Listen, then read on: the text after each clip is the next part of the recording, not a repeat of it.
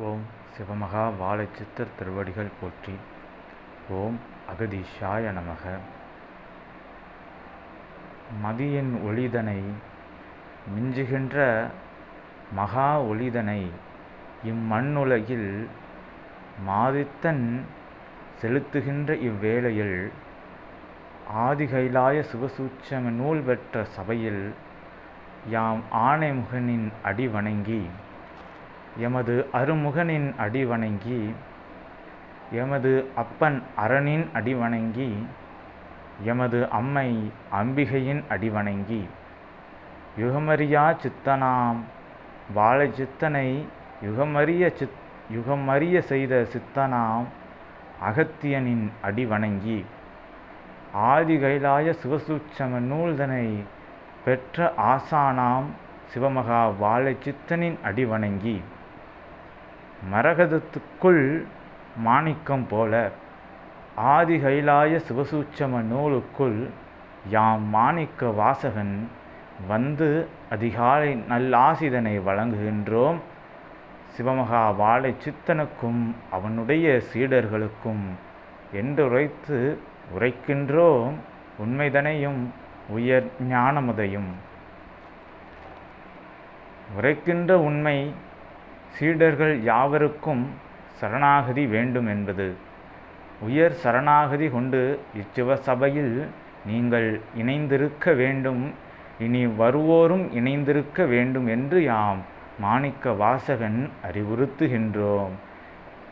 ஏனென்றால் இறைவனை காதலனாக கண்டு உயர் நிலைதனை அடைந்தவன் யாமென்று உரைக்கின்றோம். அவ்வாறு ஆற்றல்கள் கூட, அத்திரு விளையாடல் கூட அவ்வீசன் நினைத்ததனால்தான் நடந்தது என்று எமக்கு தெரியும். அதனை உணர்கின்ற ஞானம் அதை கொடுத்ததும் அவனென்று யாம் உரைப்போம். அதுபோல் இவ்வாதி கைலாய சிவசூட்சம நூலானது யுக மாற்றத்திற்கு மட்டுமாக உருவாக்கப்பட்ட நிலை என்பதை சீடர்கள் யாவரும் உணர்ந்து கொண்டு இந்நூல்தனை பயன்படுத்தி யாம் இதனை பெற்றுவிடுவோம் அதனை பெற்றுவிடுவோம் என்று எச்சீடனும் நூல்தாங்க வரவேண்டாம் என்று யாம் மாணிக்க வாசகன் கூறுகின்றோம். ஏன் மாணிக்க வாசகனிடம் இருந்தும் இவ்வருள் உரைதான் வருமா, இவ்வறிவுரைதான் வருமா என்றால், ஆம், நாங்கள் நால்வரும் ஒவ்வொருவரும் புகழ்ந்து பாடினாலும் ஆனால் ஓர் காதலனுக்குத்தான் அவனுடைய முழு ஆற்றலும் தெரியும்.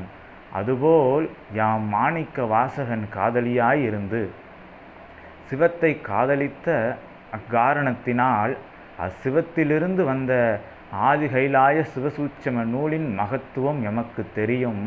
அதனை யாம் மாண்பு கொண்டு மடம் மானிடர்களிடம் செல்லாமல் காக்க வேண்டும் அல்லவா?